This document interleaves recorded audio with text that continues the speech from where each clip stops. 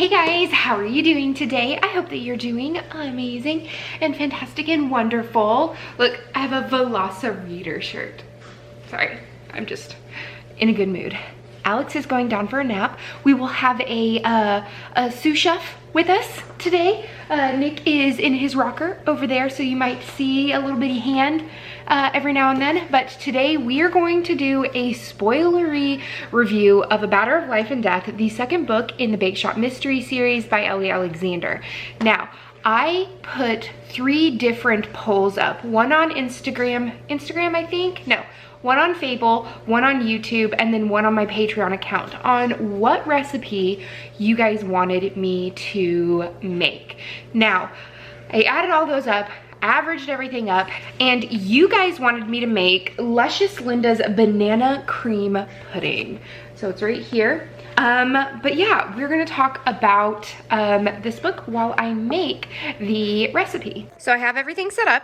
It's very, very easy what you need. You need 2 tablespoons of cornstarch, 1 cup of sugar, 3 eggs. You need 1 cup of half and half, 1 cup of 2% milk already in here, 4 to 5 bananas, some Nilla wafers, some whipped cream. I'm going to do this. You need a pinch of salt. That's way more than a pinch, I know, and a teaspoon of vanilla. So let's get baking. Nick says hi. Okay, before I get started, we are going to start chatting about A Matter of Life and Death. So, welcome to Torte, a small town, a family bake shop where the coffee is hot and the muffins are fresh and the cakes are definitely to die for. Okay, I love this book. When I reread it, I gave it 5 out of 5 stars again. And I've done it to where like I've done a reread and things have actually lost stars with the reread. So I'm pretty proud of that, pretty happy with that. Jules is back in Ashland, just like she was last book in Meet Your Baker.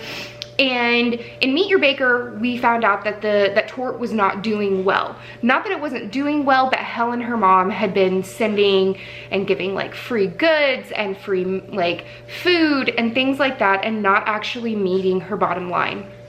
She was basically barely keeping the lights on when she paid the staff and everything at the end of the month. So Jules has taken it upon herself to help the shop thrive. She's taken her savings account that her and Carlos have put together, and she has another opportunity to bring business to Torte. A baking show has decided that they're going to use Torte's kitchen for one of the chefs. The baking show is Take the Cake, which I don't know about you guys, but I'm addicted to cooking shows. I've watched every single Gordon Ramsay, and like I have an addiction to those shows. So if you love those as well, then you'll definitely enjoy this book, or hopefully you did. She is like, okay, you know, I will let them use the shop. It'll be good publicity for Torte. And the chef that ends up being the one using Torte for his things, he is just not the nicest person in the whole entire world. And he winds up dead. And it's just, he died in, I think it was buttercream. And it seems like there were a lot of people who didn't like him. He was just very snotty and rude and a drunk and didn't have anything ready whenever it came to like baking. Jules gets pulled into the show as a replacement baker, and I love this. So I have to stir the concoction on the stove for 5 minutes. But I thought that I would chat more. So one of the things that I absolutely love about this book in particular is that we get to see more of Jules's inner monologue and thought processes when it comes to what her life is like right now. I love that Carlos has not become forgotten, her estranged husband, but that she does start second guessing and questioning her even relationships with Thomas. Like, is there a relationship with Thomas? Like, you don't see a lot of sleuths in cozy mysteries have flaws. while some of it might be very like, Jules, you're married, you shouldn't even be thinking that way about another person, I can understand and I can agree, but that's also life, right? Like, she's had a big betrayal and a big hurt, and I love the fact that Ellie has put that on the page. Okay, so I'm back. I have created the pudding, as you can see. Oh, look at that. And it smells amazing. So it says that we need to set it aside to cool down, and then while it's cooling down, I am going to start cutting up some bananas and getting those ready to start layering. So we have a lot to unpack with this book, and I feel like, should I do like discussion board questions, sort of like book club, or should I just literally go from like what I remember about it? I started doing some annotating, but then I ended up listening to it on audiobook, which if you have not listened to this on audiobook, it is so flipping good. So good on audiobook. I really enjoy the narrator for it. It sort of brought it more alive, and you could hear sort of the sarcasm of like Thomas and Jules being very, very playful. But let's get back to the murder at hand. So I'm gonna try and cut some bananas while we talk. One of the things that I really enjoyed about this one is that Lance was also in it a lot more. Lance is my favorite character from this series, if you guys did not already know that.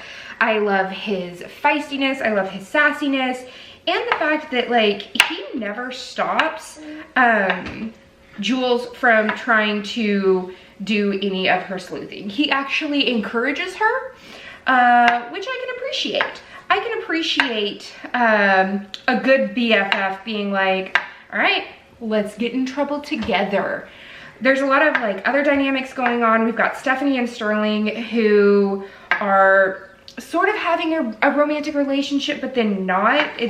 They seem very much like on like that angsty teenage level of like, are we or aren't we? And Sterling gets really, really jealous of the talk show host of the show Take the Cake, because we find out that Stephanie is actually an avid baker and like baking show enthusiast. She's more than that goth girl that hides behind her purple colored hair and her angsty music, right?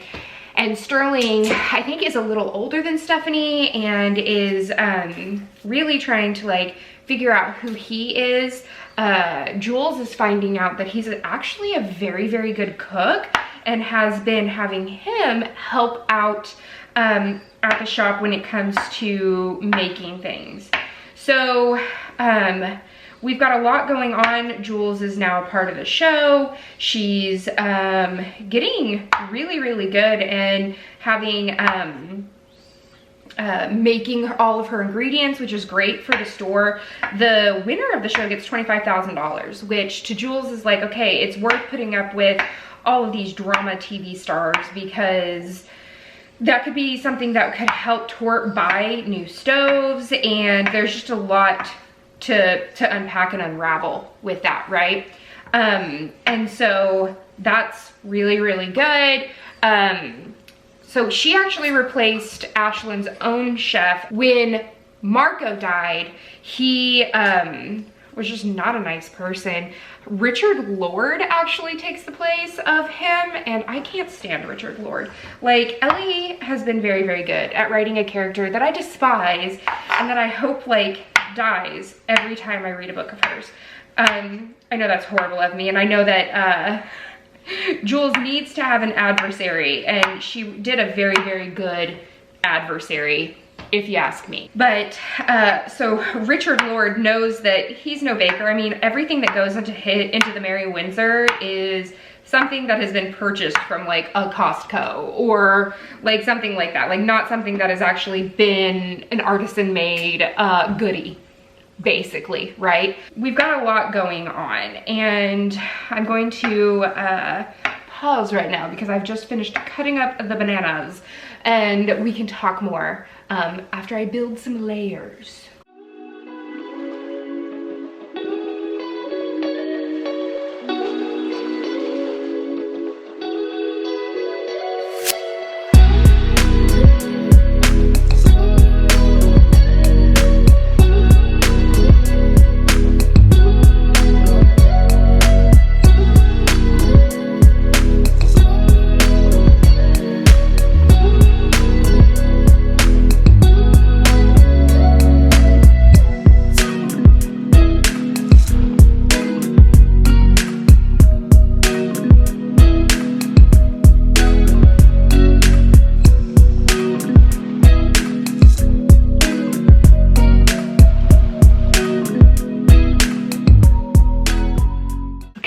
Hi guys, I have finished letting the pudding cool down.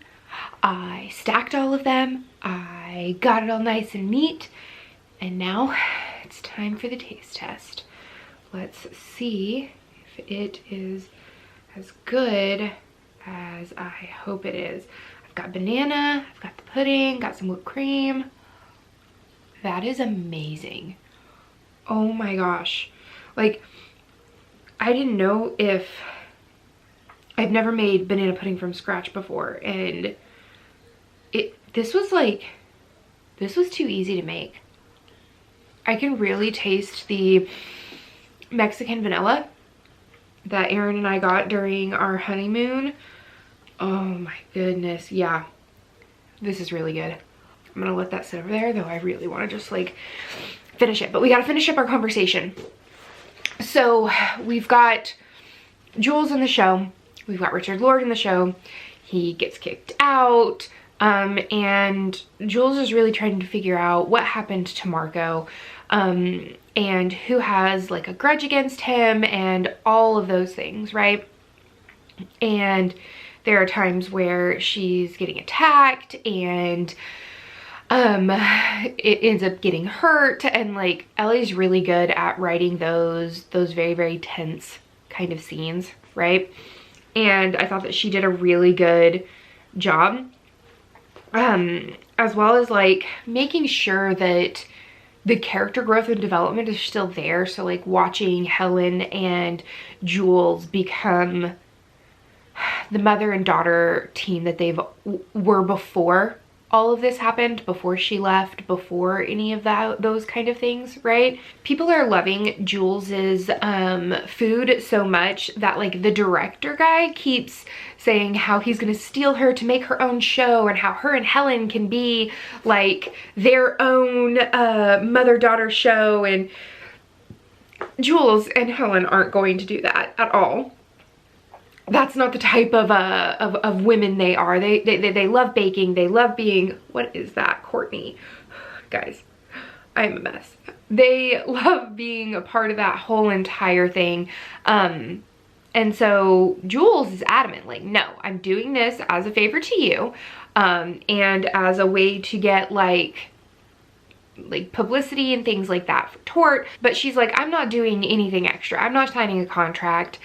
Fast forward to Jules going to try and help one of the contestants, where the main part of the show is being filmed at OSF, and it seems like the host, the one that Sterling is jealous of, the one that Stephanie has a huge crush on, he is the one that killed Marco. He killed Marco because he sort of went behind his back to make a deal with the director for like another show idea, and he didn't want to be cut out, and then he even tried to kill Jules because he got jealous, thinking that she was going to take his spot. I know that this was sort of rambly and very, very sporadic. I promise I will be better with book number 3. I will take more notes and all of that stuff, but I had a blast just chatting with you guys, you know, doing a regular Saturday thing. making this amazing banana pudding, which you can bet your butt I'm going to be finishing out in the living room, and reading this book with you guys. If you would like to follow along on the next part of our reading journey of The Baked Shop, the next one is on thin icing, and I am very excited to read about it. It's set in winter. Oh yes, look at that cover, look at those cupcakes. Maybe, am I gonna make cupcakes next month? I don't know. It's up to you guys to go vote. You can do sort of a read along on Fable app. I will leave that down below, but that's the end of this chapter of Courtagonist. Please give this video a thumbs up and subscribe if you haven't already. And until next time guys, happy reading. Bye.